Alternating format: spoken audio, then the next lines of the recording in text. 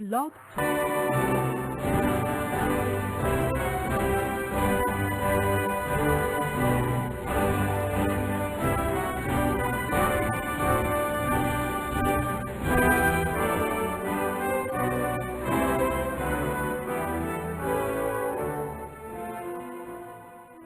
Boa noite, meus amigos. Estamos aqui de volta.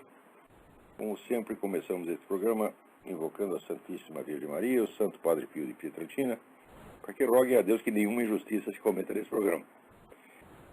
Queria avisar aqui o seguinte: eu só vou responder a ligações nos últimos 15 minutos. E mesmo assim, se aquela molecada do Olavo de Carvalho nos telefonar aqui pedindo para eu mandar eles tomar no cu, eu não vou mandar, não. Vocês querem dar o cu, vocês deem por sua conta própria, não vai dizer que fui eu que mandei. Quero avisar vocês também que o Mídia Sem Máscara está temporariamente fora do ar. Não foi desativado, vai voltar. Não se esqueça do seguinte: vai haver aqui, de 27 de abril a 2 de maio, o curso Introdução à Filosofia de Eric Voegelin, que eu vou dar aqui em Colonial Heights. Então, inscrições pelo telefone 041-3362-0200 ou 3262-0100. Também lembrar a vocês o curso que o meu filho, Luiz Gonzaga de Carvalho, está dando sobre princípios de simbolismo e cosmologia tradicional. O curso vai ser dado em Curitiba, São Paulo, Rio de Janeiro e Porto Alegre com a duração de 1 ano, começando em 14 de fevereiro. Também inscrições pelo mesmo telefone 041-3362-0200 ou 3262-0100. Também aqui, agradeço muito a todas as pessoas que doaram sangue ao meu amigo Milton Treza. Eu aviso que nós espalhamos ali no Orkut, está funcionando, várias pessoas estão atendendo ao pedido. Ele foi operado de câncer no peritônio, está bem, graças a Deus, mas está precisando de 40 doadores de sangue aí no hospital AC Camargo, né, Hospital do Câncer, aí no Bairro da Liberdade, em São Paulo. Outro aviso é o seguinte: no meu artigo Um Gênio da Inépcia passou um erro. Aquela citação bíblica atribuída ao Obama não é autêntica. Aquilo ali é um boato que já foi usado contra outros políticos em eleições anteriores. 4 leitores diferentes me avisaram disso e me mostraram boas fontes, mas que eu acho que é um boato mesmo.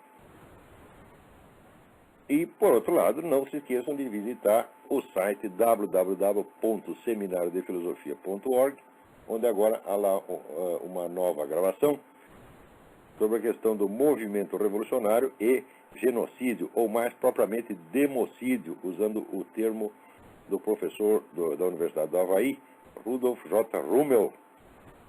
Ele define o democídio como a liquidação de populações civis, especificamente por iniciativa de governos ou poderes políticos constituídos, para distinguir, vamos dizer, do genocídio, que é qualquer matança de população. Recebi aqui vários elogios ao meu artigo Educação ao Contrário, né? Aqui Zé Márcio Castro Alves diz: o artigo Educação ao Contrário só podia vir da sua lavra, esplêndido, emocionante.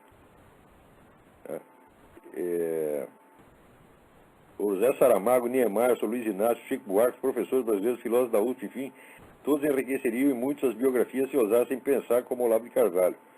Olha, cá entre nós, eu acho que você também tem razão, mas eu não creio que eles são capazes de fazer isso, né? Também aqui, o Guilherme também escreve aqui: parabéns pelo artigo Educação ao Contrário, concordo totalmente. A propósito, você lembra o tempo que o Mário Covas foi prefeito de ônibus da capital de São Paulo, que mandou estampar todos os ônibus da CMTC o seguinte: transporte coletivo, dever do Estado, direito do cidadão. Eles gostam de encher o cidadão de direito e o Estado de deveres, né? Porque não são eles não que vão cumprir. O dever do Estado, no fim, é cumprido com o dinheiro do contribuinte.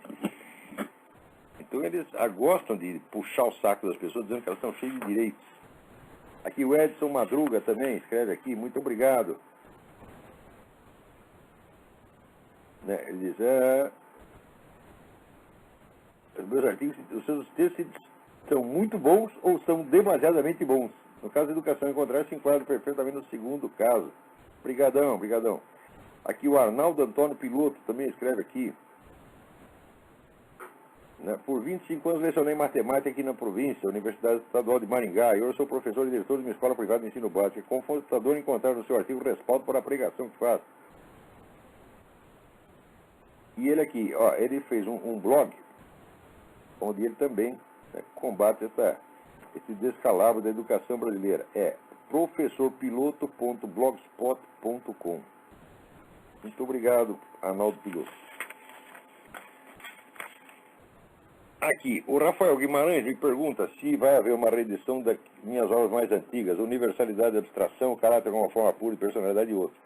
Não, eu não pretendo reeditar essas obras porque eu estou aproveitando capítulos delas, estou em outros contextos, eu tiro dali e encaixo em outros trabalhos que eu desenvolvi depois. Tudo aquilo ali que foi publicado é tudo fragmento. Então agora eu estou tentando encaixar nos seus devidos lugares. Né? Aqui, vamos lá.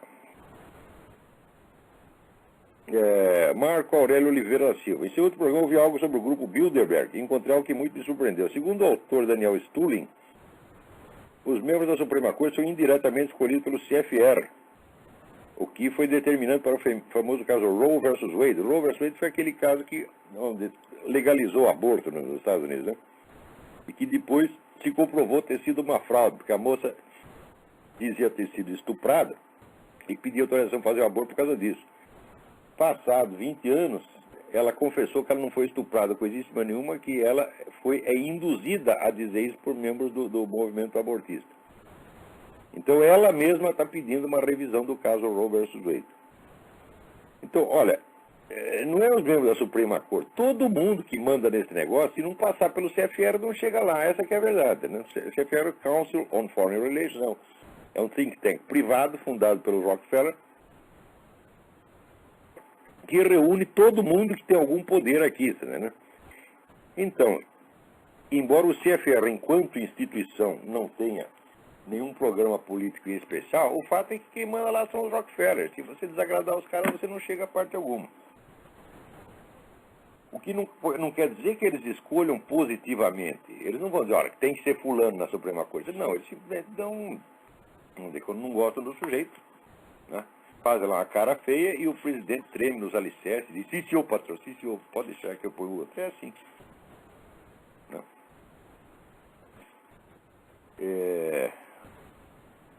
Aqui o Mair Fortuna.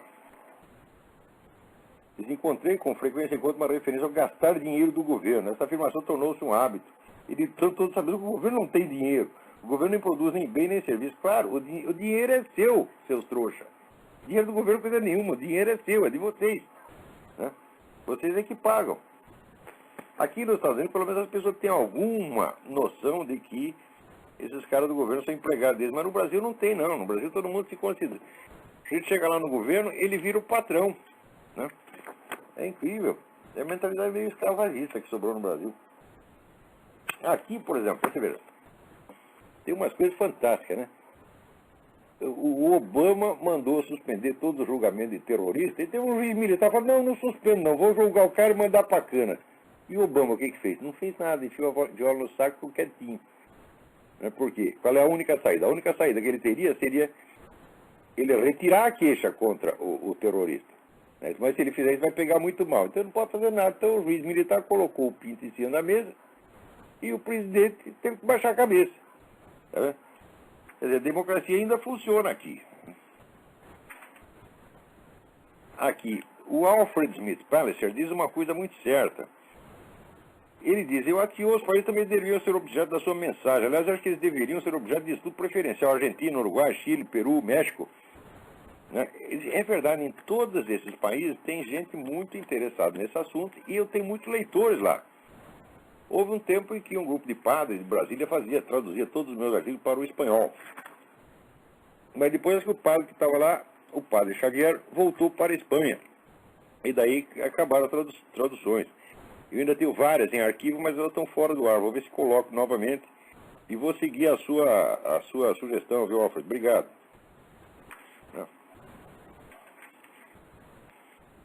Olha, aqui o Marlos Guimarães quer saber se eu conheço o curso de filosofia oferecido pela Universidade Metodista de São Paulo. Eu não conheço, eu não quero opinar sobre nenhum curso que eu não conheço, mas em princípio, eu digo assim, eu sou totalmente contra o sistema universitário de ensino de filosofia, mesmo nos melhores centros universitários do mundo.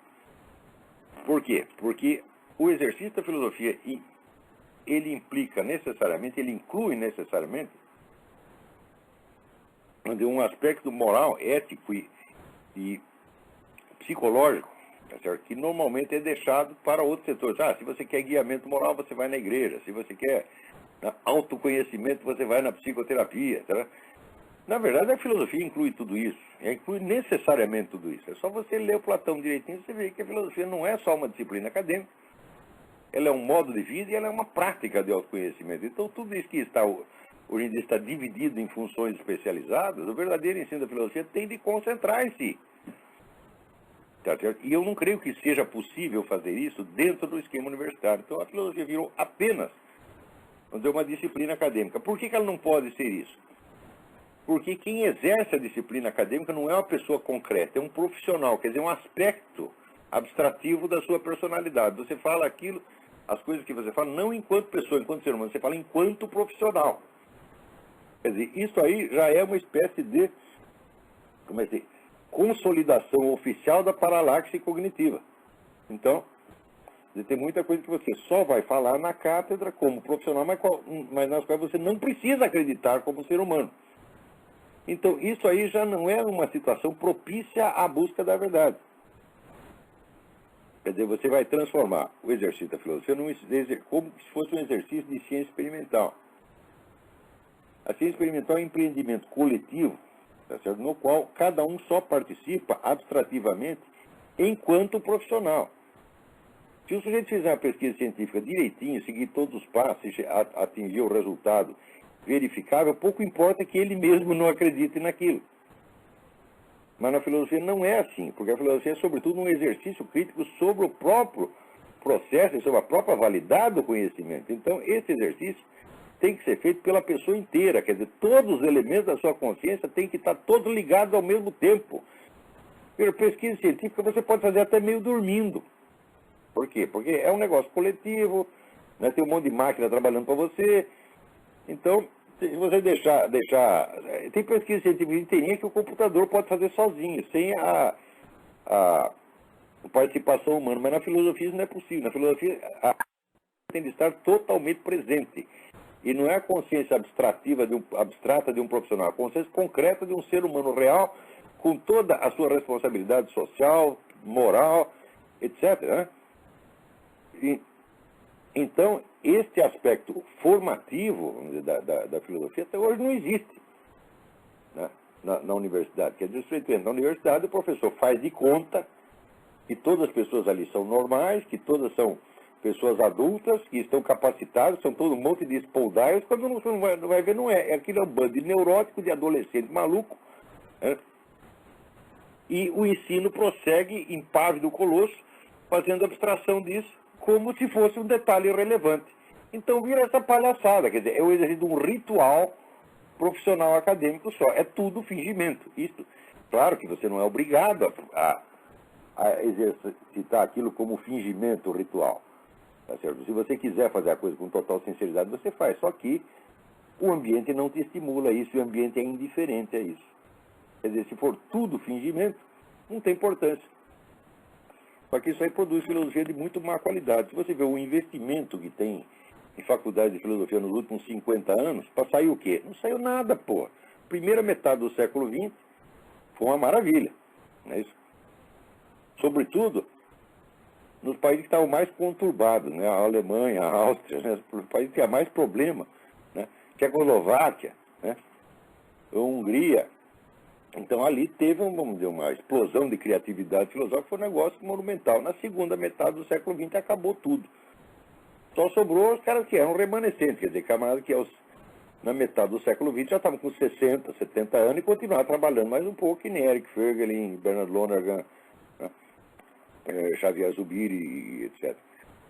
A segunda metade do século XX, em matéria de filosofia, não produziu rigorosamente nada que valha a pena. E, no entanto, o aparato acadêmico para o ensino da filosofia, nesse meio tempo, cresceu formidavelmente. Os recursos materiais hoje são fantásticos. Não que esses recursos materiais, o crescimento deles seja errado. Claro que não, tudo isso é muito bom, mas isso não basta. Você tem um outro lado, que é o lado que é o lado psicopedagógico do ensino da filosofia. Né? O ensino verdadeiro da filosofia só existe mesmo onde há um filósofo em exercício, vamos dizer, com a plenitude dos seus meios. Onde você tem um filósofo de verdade trabalhando, produzindo, ali se forma em torno dele um círculo de aprendizado, como se formou em torno de Xavier Zubiri, em torno de Eric Fögel e tal. A filosofia não pode ser ensinada por professores de filosofia, ela só pode ser ensinada por filósofos realmente. Filósofo quer dizer o sujeito que cria filosofia. No Brasil não tem ninguém fazendo isso, exceto, meus filhos, este que vos fala. Lamento muito. Olha, você vê como a situação está ruim, o melhor da praça sou eu. É desesperador. Vamos lá.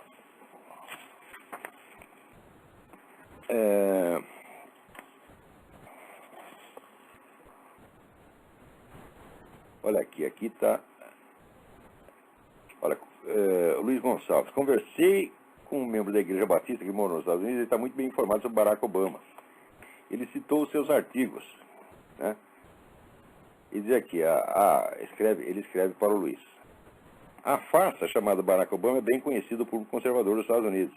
Existem muitos sites e blogs que tratam do assunto. Tudo que o Olavo de Carvalho fala nos seus programas e artigos já está bem documentado em outros sites seculares e cristãos.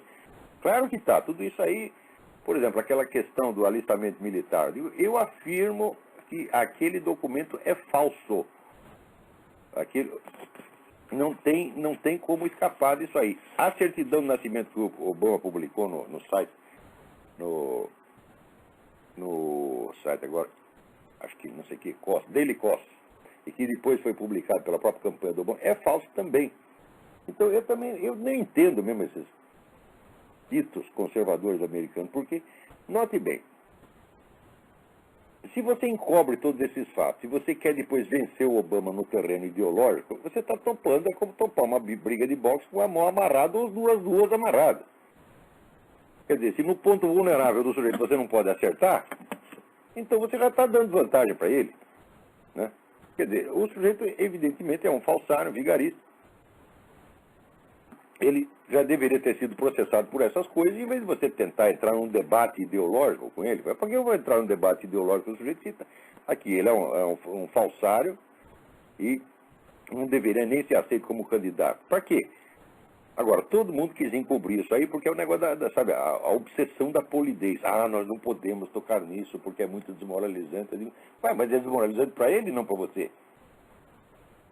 Qual é o problema? O cara tinha que ter sido vetado logo no início. Agora se criou essa palhaçada e o pessoal então fica discutindo a situação como se o Obama fosse apenas, vamos dizer, um esquerdista, mas um esquerdista honesto. Mas o problema dele não é esquerdismo. O problema é que ele é fake, porra. Né? Então vamos lá. Olha aqui, o Pedro Francisco Ângelo. Tenho acompanhado seu programa Throat Speak já há algum tempo. Suas observações, especialmente em relação ao Brasil, são bastante acuradas. Gostaria de participar dos seus cursos para aprender. Como devo proceder? É muito simples. Você vai lá na página www.seminariodefilosofia.org,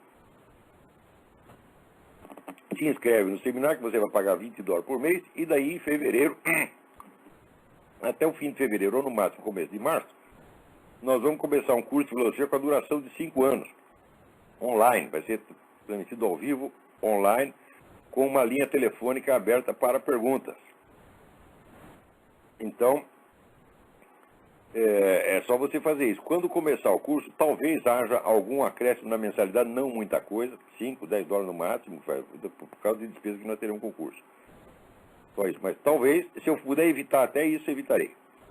Agora, aqui, o José Santini me manda uma mensagem muitíssimo importante, em que ele fala dos livros Le Travail Intellectuel et la Volonté, o trabalho intelectual e a vontade, e o livro L'Art de l'Apprentissage d'écrire, de Jules Payot. Eu li esses livros, li um monte de livros de Jules Payot 20 anos atrás, são fabulosos mesmo, você tem toda a razão, José Santini. Eu simplesmente esqueci de mencionar, né?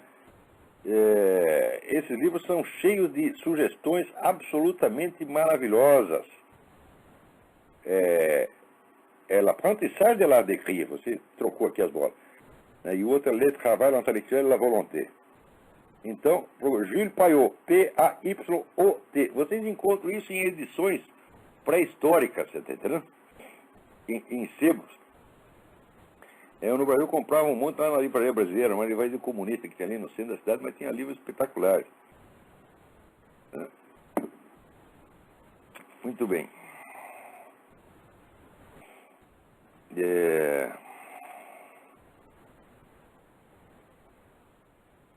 Vamos lá.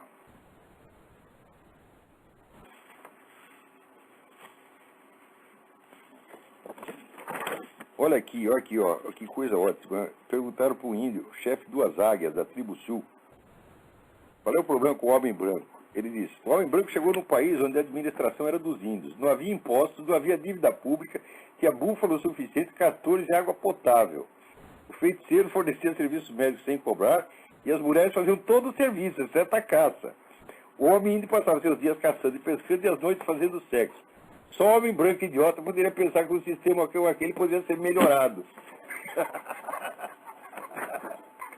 Esses índios também botavam as mulheres para trabalhar e ficavam só se divertindo, porra. Daí aqui, o Genaro Alves Vieira Filho, gostaria que o senhor comentasse essa aberração. Ele me manda um vídeo com um debate no Sintusp, Sindicato dos Professores da USP, aquelas que a gente via assim, sabe, em Sindicato dos Varredores de Rua, né, de São Tomé das Letras, né, nos anos 50, o nível é mais ou menos esse, né, sabe aqueles velhinhos comunistas idiota pra caramba, falando besteira, é só isto, mas é uma coisa medonha, né, ai. Daí ele pede aqui, eu gostaria de um comentário sobre a corrente filosófica norte-americana denominada pragmatismo. Bom, olha, o pragmatismo começou aqui no século XIX com William James, né, e o Charles Sanders Peirce. A ideia básica do pragmatismo é o seguinte, é que a linguagem humana não pode ser uma representação do mundo objetivo. Né? Quando você dá um conceito de uma coisa, não é que você está descrevendo uma realidade, você está apenas expressando o uso que você pretende fazer daquela coisa. Eu sempre achei que isso não faz o menor sentido, porque a expressão do uso que você pretende fazer da coisa também é uma descrição objetiva de um dado da realidade, que é o quê? O uso que você pretende fazer da coisa. Então, se eu, por exemplo, dou aqui um conceito de elefante, o pragmatista diz, mas isso não é uma descrição objetiva do elefante, é uma descrição do que você pretende fazer com o elefante. Eu digo, mas é uma descrição objetiva ou também é uma descrição subjetiva, né? Se o meu conceito de elefante é apenas a descrição de um uso que eu pretendo fazer do elefante, então a minha descrição do conceito de elefante também é a descrição que eu pretendo fazer do uso que eu pretendo fazer do conceito. E essa, por sua vez, é uma descrição do uso que eu pretendo fazer do conceito, e assim por diante. Quer dizer, a norma fundamental, a regra fundamental do pragmatismo não faz o menor sentido. Tá certo? Eu sempre achei que todos os pragmatistas, incluindo William James, são subfilósofos. Charles Sanders Peirce, eu acho assim, cômico. Eu escrevi um negócio sobre Charles Sanders Peirce, outro sobre o Richard Rorty, eu acho esses camaradas cômicos. Eles dizem coisas que assim, que não... simplesmente não dá para engolir, né? É uma filosofia muito fraca. O que não quer dizer que às vezes não contém ali uma observação psicológica, não filosófica, não lógica, mas psicológica, aguda. William James é um excelente psicólogo. Tá? Bom, agora aqui, essa carta também é importante, Tiago Tondinelli. Né? Vem aqui com um nome, mas quem assina é outro. Tiago Tondinelli, essa carta é importante. E a seguinte dúvida eu gostaria de ajuda. Muita gente atrela a arte moderna de 1922 como sendo irmã ideológica do comunismo, já que esses dois movimentos revolucionários desejavam quebrar a tradição suas esferas de influência. O primeiro no âmbito estético e o segundo no político. Contudo, os mesmos intelectualóides que ele dizem que a prova de que o nazismo seria de direita é que Hitler atacava a todo instante a arte contemporânea e defendia um certo paisagismo, estilo clássico greco-romano. Ai, meu Deus do céu, mas esses camaradas dizem tanta besteira, Tiago, tanta besteira. Em primeiro lugar, no modernismo de 22, havia de tudo, havia... Comunista não tinha nenhum, depois alguns se tornaram comunistas. Oswaldo de Andrade se tornou comunista, como ele depois se tornou fascista, direitista, católico. Oswaldo de Andrade mudava de partido toda semana. A maior parte ali depois foi para o integralismo, a começar pelo próprio Plínio Salgado. Plínio Salgado era um dos caras do movimento de 22, né?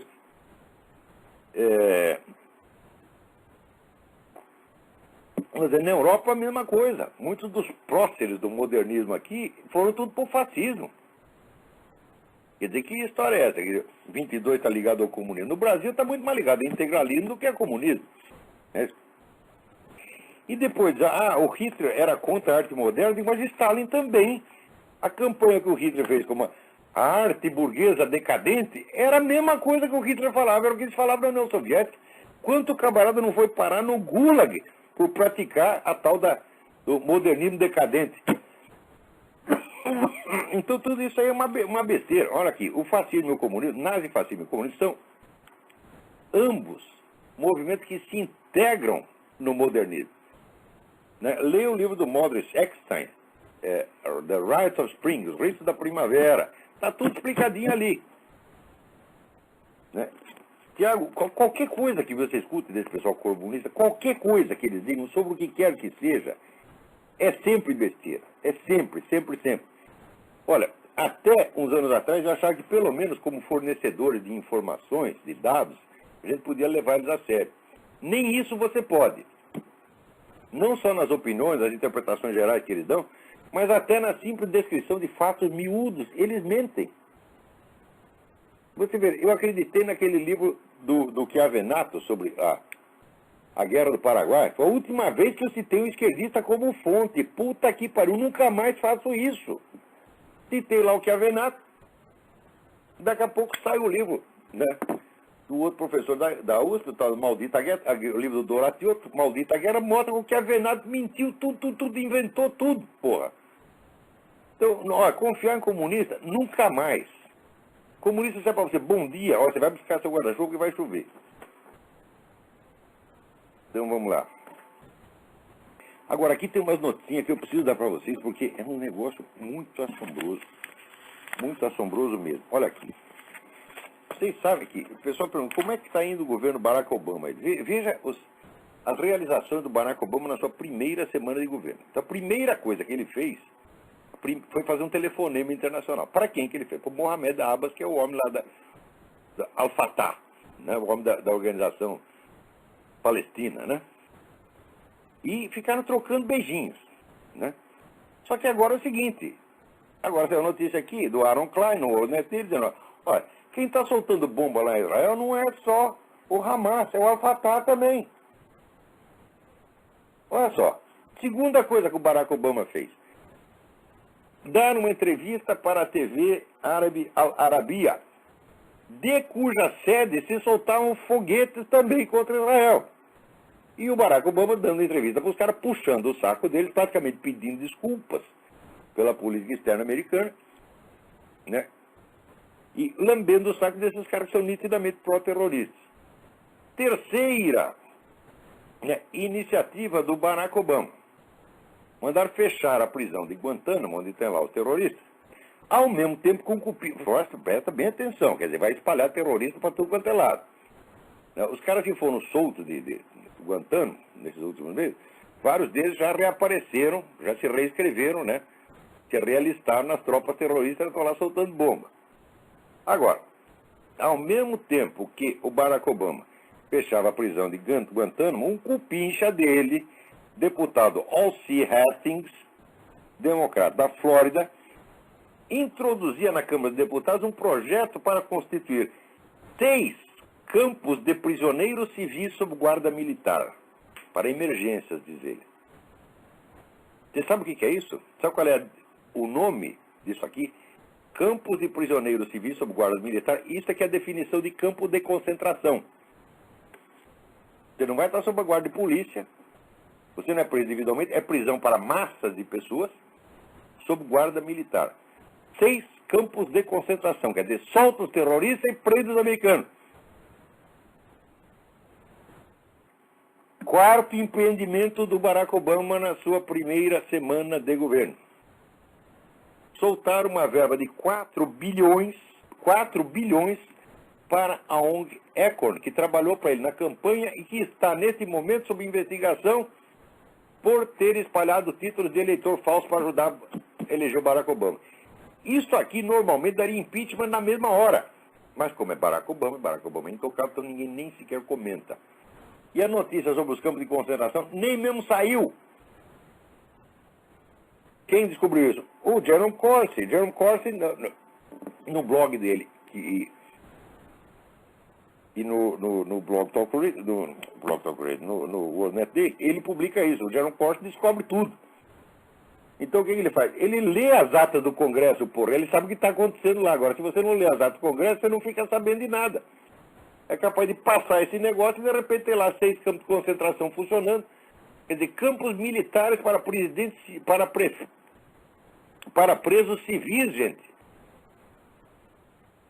Vocês sabem que isso é monstruosidade.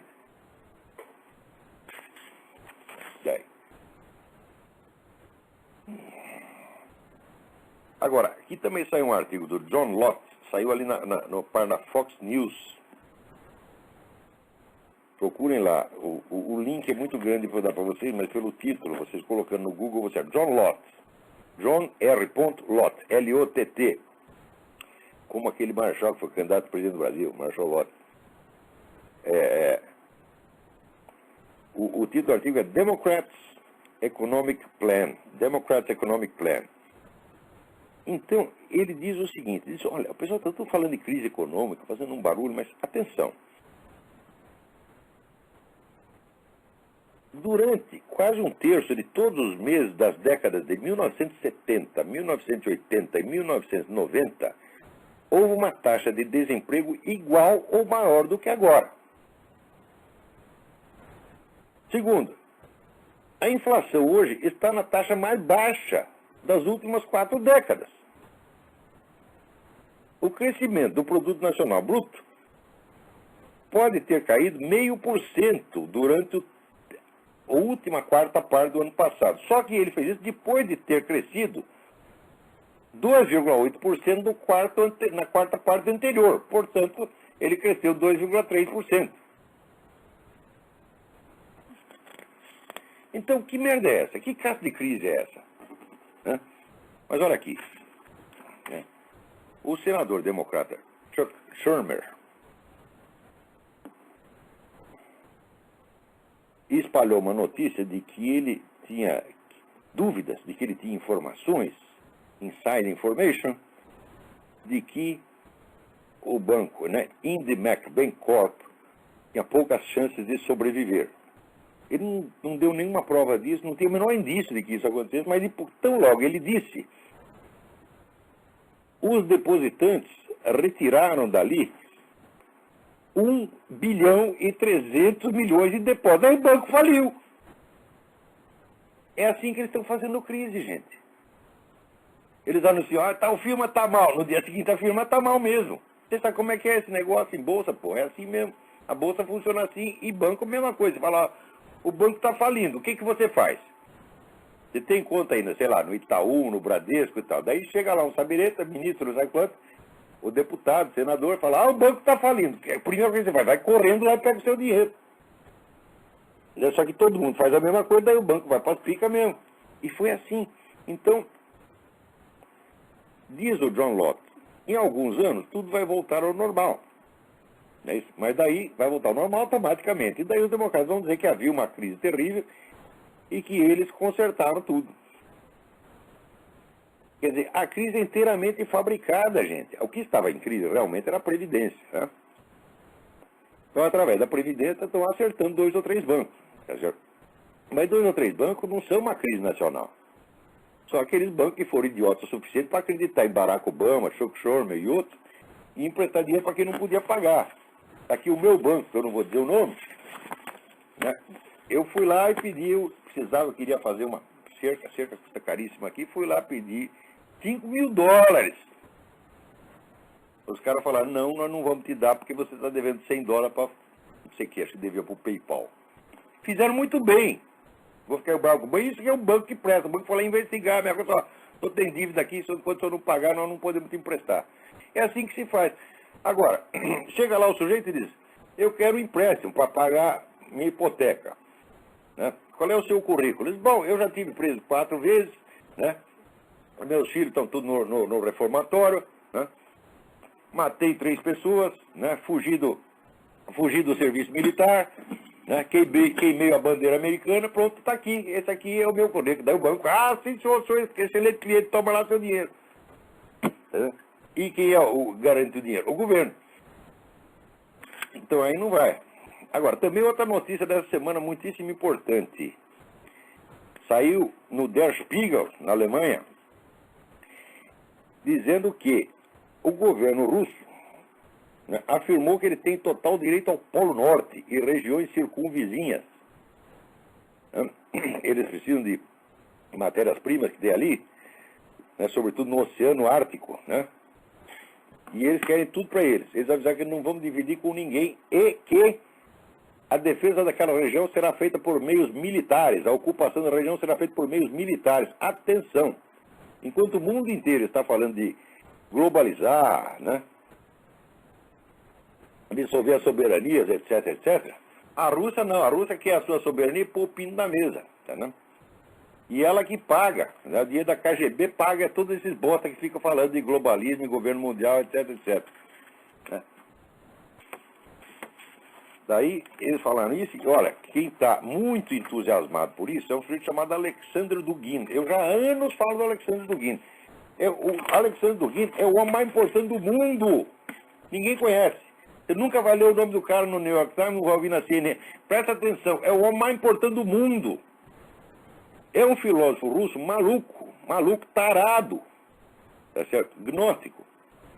E ele quer fazer, diz ele, a reunião dos 3-3. 3-3 é a terceira Roma, que é a Igreja Ortodoxa Russa, né? O terceiro Reich e a terceira Internacional. Então, juntar o tradicionalismo russo, mais o nazifascismo e o comunismo. Tudo para foder com o Ocidente. E, note bem, incluindo nisso o Islã. Absorve o Islã. O Islã é um dos elementos fundamentais da estratégia do Alexandre Dugin. Né? Então, e atenção, o Alexandre Dugin é o guru do Putin.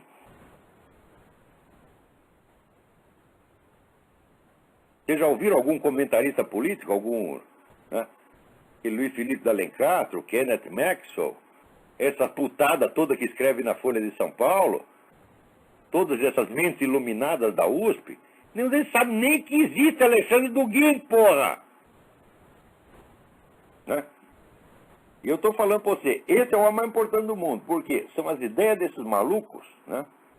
Tem aquele famoso poema do Heine, né, que o sujeito está dormindo e aparece um cara com espada, enfia a espada na garganta dele e fala, eu sou a ação dos teus pensamentos. É isso. Então, os filósofos têm ideias de merda, tá certo? E em seguida espalha a merda historicamente pelo mundo. Demora um tempo, quer dizer, o poder intelectual, ele é indireto e de longo prazo. Muitas vezes você não está vivo para desfrutar os efeitos da sua autoridade. Você diz a coisa hoje, ela vai virar realidade por 30, 40, 50 anos. Mas é o poder mais forte que existe. Por quê? Ninguém faz nada sem pensar antes. Tudo que está no campo da ação está na cabeça. Então aquele sujeito que tem a capacidade de colocar alguma coisa na sua cabeça, ele vai dirigir as suas ações mais cedo ou mais tarde. Então Alexandre Dugin, embora seja maluco, a meu ver, tá certo? Maluco não no sentido vulgar da coisa, mas no sentido de desejo, de poder, que o sujeito faz. A definição do revolucionário, o que é? É o sujeito que inventa um mundo melhor a ser executado mediante a concentração do poder. Então ele entra exatamente nessa definição. Só que é a maior concentração de poder da história humana. Se juntar essas três merdas, ó, a Igreja Ortodoxa mais o Islã, né? E o terceiro Reich, os remanescentes nazifascistas do mundo inteiro, que é gente pra caramba, Quer dizer, isso não tem uma força política organizada, mas tem uma força ideológica remanescente ainda muito forte, e vai ter sempre, porque isso é um aspecto estrutural da modernidade, né? E mais a terceira internacional, os comunistas. Você já pensou juntar toda esta merda, né? Olha só. Então, preste atenção nesse nome, Alexandre Dugin. Eu logo vou escrever alguma coisa sobre o cidadão. Ele leu, assim, os gurus dele são Júlio Zévola, René Guénon, Karl Marx, Bakunin, né? Mistura tudo. A ideia dele, presta bem atenção, é uma ideia que também não é dele. Em ficção já existia isso no livro do Raymond Abeille, A Fossa de Babel. Então, A Fossa de Babel é um dos romances mais letrados que eu já vi na minha vida. É uma organização secreta de intelectuais de primeiríssimo plano, do nível do Alexandre Dugin, pelo menos todos eles, que dirige secretamente todos os movimentos ideológicos do mundo, comunista, nazista, fascista, terrorista islâmico, etc, etc, etc. E, olha, passou um tempo que era ficção no Raymond Abeille, está virando realidade através da pessoa do seu Alexandre Dugin. Quer dizer, o Alexandre Dugin já não, ele é um personagem do Raymond Abeille, mas é um personagem que existe realmente, entendeu? Quer dizer, saiu das páginas da Fossa de Babel e se encarnou no sujeito chamado Alexandre Dugin. Então já existe como um movimento intelectual organizado. E também já existe como ação política através do seu Vladimir Putin. Olha como as coisas acontecem. Vem os idiotas dizer que a economia rege a história. A economia não rege nada, meu filho. A economia só produz meios, ela ou te dá os meios ou só nega os meios. Mas ela não decide. Tá certo? O que decide é o fator intelectual e espiritual de longuíssimo prazo. Tá certo? Então, você quer saber o que vai acontecer no futuro? Veja o que os intelectuais menos conhecidos, mas mais capacitados, estão falando hoje. Se no meio desses intelectuais mais capacitados aparece um maluco revolucionário gnóstico, pode ter certeza que a putada na geração seguinte vai estar fazendo tudo aquilo que ele mandou. Agora, se chegar um sujeito dando bom conselho, etc., né, como Platão deu um monte de bom conselho, Aristóteles deu um monte de bom conselho, São Tomás de Aquino deu um monte de bom conselho, o Eric Schweger deu um monte de bom conselho, aí ninguém quer saber. Os bons conselhos são seguidos só individualmente, mas os maus conselhos são seguidos coletivamente.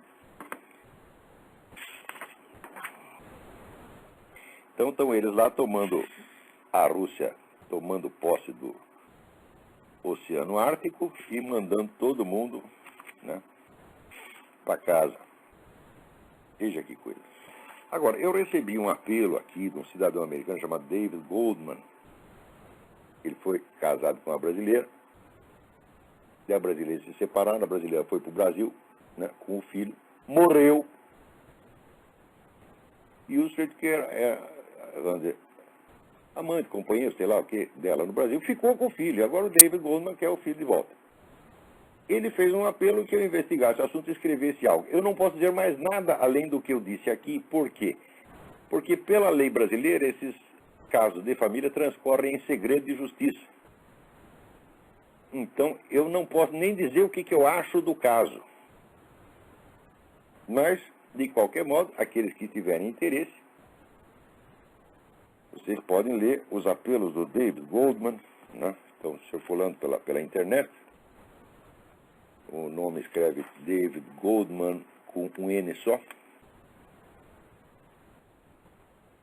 O filho chama-se Sean. Então, www.bringseanhome.org. Leiam lá. Não posso dizer mais nada. Escrevi para o cidadão lá no Brasil que está com a criança e o homem desse esclarecimento falou, olha, a coisa transcorre em segredo de justiça, então nem eu mesmo posso falar nada. Então, se ele não pode, muito menos eu. Tá?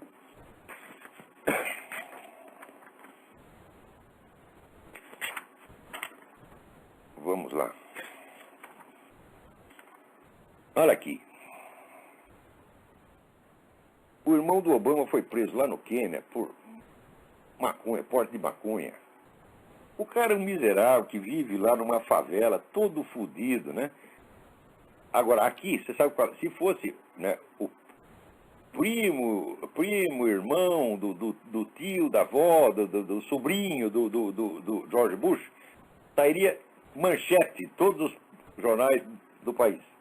Aqui, como é com o Obama, até os republicanos dizem, não se deve explorar essas coisas, isso aí é golpe baixo, né? Então, como golpe baixo? Olha aqui, o Obama, no livro de memórias dele, ele diz que ele aprendeu com a tia a ser o guardião e protetor da família. A tia está morando numa favela aqui. E o irmão está morando em outra favela no Quênia. O filho da puta ganhou 1 milhão. Custava, mano. Ó, se mandar, presta atenção, se mandar 200, porra, eu estudo um pouquinho a situação na África. Eu sei como é que tá. $200 no Quênia é um dinheirão, um dinheirão. Se ele mandasse $200 para cada parente no Quênia, estariam todos vivendo maravilhosamente. Tiraria o irmão dele da merda, salvaria a vida do irmão. Algum dia ele se preocupou com isso? Jamais. Agora, o cara que não se gaba de ser o guardião e protetor da família e não manda, se quer 100 ou $200 por irmão, deixa o irmão nessa coisa, é claro que é um irresponsável. Não é isso? Né? E o irmão está lá, fumando maconha para ver se aguenta essa situação. Eu também fumaria maconha, encheria a cara, tomaria pico, faria tudo. Aguenta. Olha lá, tem a foto o lugar do sujeito mora. Se eu morasse num lugar daqui, ele estava lá tomando pico, se tivesse dinheiro para pagar o pico, evidentemente. Ele deve ter conseguido de graça. Agora aqui, vocês sabem que aquele bispo Williamson, né, que foi um dos 4 bispos que foram reintegrados na igreja agora pelo Papa Bento XVI, o sujeito foi excomungado no tempo do concílio por ter sido sagrado bispo contra a vontade do Papa, sem autorização do Papa, pelo bispo, pelo cardeal Lefebvre. Acontece que, examinando direitinho as leis lá, o Bento XVI chegou à conclusão de que esse negócio era inválido, de que essa excomunhão era inválida, então ficou sem efeito. Não é que ela foi suspensa, ela foi declarada nula, quer dizer, ela não valia no instante, pelo Código de Direito Canônico, ela não valia no instante em que foi decretado. Foi só isso que o Papa fez. Bom, acontece o seguinte, que 20 anos depois desse acontecimento, 20 ou 30 anos depois desse acontecimento, esse bispo Williams andou lendo lá uns negócios do tal do revisionista e chegou à conclusão de que o Holocausto não aconteceu e disse isso. Tá certo? Agora, o mundo inteiro deve estar protestando. Não pode tirar a excomunhão dele porque ele falou que o Holocausto não existiu. Aí isso é inteiramente absurdo. Você, por conta de um novo delito, que não é um delito eclesiástico, é um delito civil. Porra! Vocês não pensam? Né? Você vai manter uma situação, uma penalidade canônica anterior referente a outro crime e que é juridicamente inválida. Você querer que o Papa faça isso? Ora, se o Tribunal Eclesiástico fizesse isso, qualquer primeiranista de direito ia rir da cara desse tribunal, ele ia se desmoralizar completamente. Vocês querem fazer um negócio contra o bispo Williams, só vocês metam um processo nele. O Papa não tem absolutamente nada a ver com isso. Agora fica até esse Hans Kung, exigindo a renúncia do Papa. Porque Hans Kung é uma besta quadrada, um vendido, comunistinha. Nada o Hans Kung diga, o que o Hans Kung diz só tem importância na Folha de São Paulo. Me empresta o Hans Kung em 10 minutos, tá certo? E depois ele de joelho de 4, porque é uma besta quadrada, mentirosinho, é um Leonardo Boff alemão, você tá vendo? Agora, você veja, o pessoal, o grande rabinato de Israel, rompeu relação com o Vaticano por causa disso, mas que estupidez, meu saco! Nesta hora, que está o mundo inteiro descendo o cacete de Israel, né? Israel precisando de todo o apoio que possa angariar, eles vão arrumar uma briga com o Vaticano por causa disso. Não tem motivo para arrumar briga por 2 motivos. Primeiro, o bispo Williams já pediu perdão ao Papa por ter dito isso do Holocausto. Segundo, o Vaticano já emitiu a declaração dizendo que isso é muito errado, que isso é um pecado, que ele nunca podia ter feito isso. Agora, se o sujeito cometeu o pecado, foi lá para o Papa, já pediu perdão, o Papa é obrigado a perdoar, porra, vocês me entendem? É? Agora, não basta o cara pedir desculpa, não basta o cara voltar atrás? É? Então, que merda é essa? Isso é coisa de intrigante, que quer criar problema, quer criar ruptura entre Israel e os cristãos. Por quê? Porque os cristãos hoje são os maiores aliados de Israel. Então tem que quebrar essa aliança para foder com Israel de vez. Então vai um cara sopra na orelha do rabino, aqui, o cara negou o holocausto, vamos criar um rolo. O idiota cai e faz uma coisa dessa. Não, olha, isso aí é o seguinte, o Papa já fez o que tinha que fazer e o Bispo William também já fez, já pediu desculpas em público e pronto, acabou. O que mais você pode fazer depois disso? Agora, querer criar um caso diplomático internacional por causa de uma coisa que já foi, que o cara já se desculpou. Porra, que maluquice é essa? Isso é muito querer explorar, né, um episódio pequeno para criar uma crise que pode prejudicar seriamente, não o Vaticano, pode prejudicar Israel, porra. Que está todo mundo lá querendo foder com Israel, daí acontece isso, aí os terroristas esfregam a mão, falam, oba, agora eles vão brigar com o Vaticano, todo mundo vai descer o cacete neles, puta que pariu. Agora, aqui o deputado Ettore Pirovaro, do Partido Conservador, né, desceu o cacete aí no Tarso Genro, dizendo, não parece que o Brasil seja conhecido por seus juristas, mas sim por suas dançarinas. Olha, se ele dissesse isso 40 anos atrás, seria até injusto. O Brasil já teve Clóvis Bevilacqua, Francisco Campos, Miguel Reale, que é grande jurista no passado. Hoje, quem é o jurista? É Tarso Genro, é o Nelson Jobim. Eu digo, meu Deus do céu. Então tem razão. Esses não servem nem para dançarina, pô. Já pensou botar o Tarso Genro lá no show de traveco? Nem isso ele vai saber fazer direito. Agora, aqui, saiu na imprensa italiana, está saindo um monte de ex-companheiro de militância do Cesare Battisti, dizendo, olha, não temos nada a ver com esse cara não, esse é um assassino, ele matou mesmo os 4 fulanos, tá entendendo? Quer dizer, até os comunistas querem se limpar do Cesare Battisti, mas no Brasil eles gostam de tudo o que não presta. Espera aí, tem um telefonema aí. Alô, Olavo? Eu? Oi, é Eduardo. Eduardo, tudo bem? Tudo bem? Eu falo do Japão. Do Japão? Isso. Tudo bem? Tudo bem. Eu gostaria de que o senhor fizesse algum comentário sobre o Japão, no que se encaixaria nesse contexto da nova ordem mundial. Olha, se eu soubesse eu diria, mas... Já me fiz essa pergunta, mas eu não tenho resposta. Eu não tenho informações corretas. É porque, assim, eu moro aqui... Oi. Eu moro aqui no Japão, né? E a situação atual é da crise tá tomando conta, né, geral, né? E o que a gente percebe é que mercados, vamos supor, de produtos importados estão sumindo do Japão, né? E eu não sei se é verdade, mas eu ouvi um certo comentário que o Japão tentou, de certa forma, mexer no processo da internet. Você acha que seria possível? O Japão está tentando se fechar de novo? Eu já me perguntei isso aí, falei, qual é o papel do Japão nesse negócio? Mas não encontrei um único trabalho que me explique isso de direito. Quando houve aquele negócio daqui, veja aquele russo que disse que os Estados Unidos vão se dissolver e desmembrar em 6 regiões, uma dessas regiões estaria sob a administração do Japão. Essa coisa que esse russo falou não é um diagnóstico, isso é um projeto. Tá certo? Esse projeto está circulando nos altos círculos do governo russo. Se esse projeto está circulando, então alguma conversa com o Japão já houve, porra.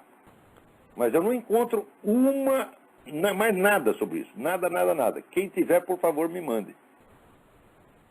Tá ok, então, Olavo. Obrigado, um abraço. Pelo lembrete extremamente importante. Aqui, Paulo Antunes me pergunta. Gostaria de perguntar se o senhor poderia esclarecer, se possível, sobre essa convergência que existe comunistas, neonazistas e islamitas contra a democracia ocidental. Eu estou dizendo para você, tudo isso foi inventado por um sujeito chamado Alexandre Dugin. Tá certo? Então, é um camarada muito perigoso, porque você vê, o sujeito, para ele poder ler Júlio Zévola e Karl Marx e Bakunin ao mesmo tempo, ele precisa ter uma elasticidade mental muito rara. Muito rara. Tá certo? Mas o problema do Dugin é o seguinte, é um sujeito de uma cultura enorme, mas você vê que a base filosófica dele é extremamente frágil. Ele não conhece filosofia clássica, ele só conhece a coisa da modernidade. Então, leu essas coisas, Júlio Zévola e Karl Marx e Bakunin ficou enfeitiçado, tá entendendo? Vamos lá. O que mais temos aqui? Aqui não tem mais nada. Aqui, né? Ainda temos alguns minutinhos. Muito bem, procure na internet um artigo Ofensiva contra as Forças Armadas Latino-Americanas, do Alejandro Penha Esclusa. Extremamente importante este artigo, né? Também procure na página do Lew Rockwell uma entrevista do Gerald Celente, Celente, sobre a depressão, sobre a crise. Gerald Celente é um cara que é um analista econômico, já fez sempre previsões muito acertadas. E ele está fazendo as previsões mais apocalípticas aí.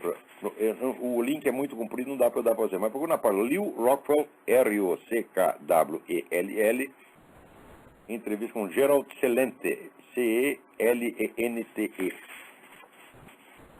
Agora está aqui o Obama de que o Lula deve controlar a esquerda latino-americana.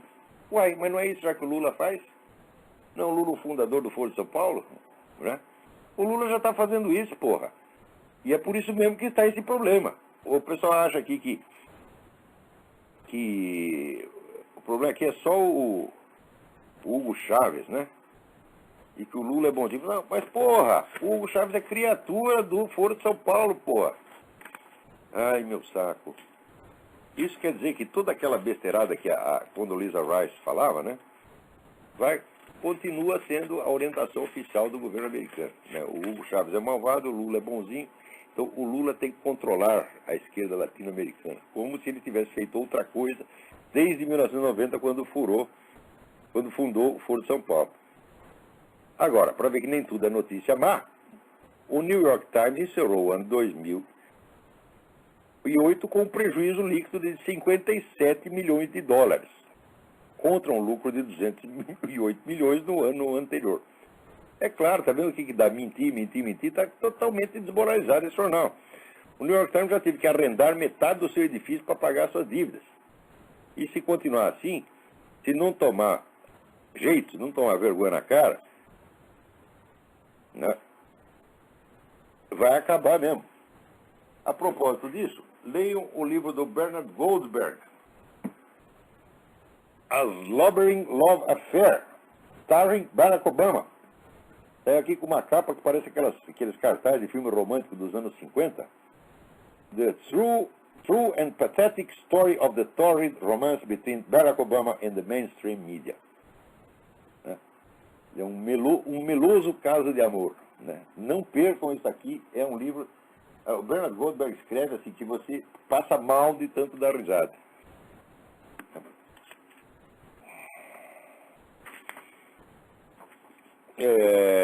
Aqui o Fábio, através do Orkut, pergunta: no seu excelente artigo A Cultura e o Genocídio, talvez o melhor que o senhor tenha escrito, ao descrever a primeira corrente que busca explicar as raízes do nazismo, o senhor fala no subsolo irracional e satanista da cultura alemã.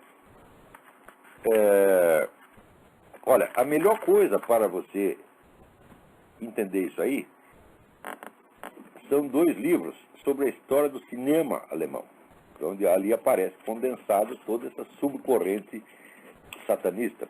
Um é o livro da Lotte Eisner. Lotte, L-O-T-T-E, Eisner é E-I-S-N-E-R. E o livro chama-se A Tela Demoníaca. Há uma tradução no Brasil. E o outro é o livro do Siegfried Kracauer, de Caligari a Hitler. Também é um livro sobre a história do cinema. Kracauer, K-R-A-C-A-U-E-R. Esse também foi publicado no Brasil. Dê uma procurada nesses dois livros, você vai entender tudo o que eu estou querendo dizer. Essa subcorrente existe. Agora, o que está provado que está errado é atribuir a esta corrente a causa, vamos dizer, do genocídio nazista. Porque o genocídio, como técnica de governo, já tinha sido inventado e aprimorado pelo governo soviético. E os alemães foram lá e copiaram toda a tecnologia. Então você não pode explicar por um fator específico da cultura alemã algo que foi copiado da Rússia. Não faz o menor sentido. Mas isso não quer dizer que essa subcorrente cultural não existisse e que não ajudasse em nada, tá certo? A enlouquecer a cabeça dos alemães. Claro que existia, mas as causas do genocídio não são causas específicas nacionais alemãs. Aquilo é um movimento internacional, o alemão simplesmente tomou carona e foi em frente. E com isso parece que acabou o nosso tempo, né? Então, muito obrigado a todos, até a semana que vem e muito obrigado.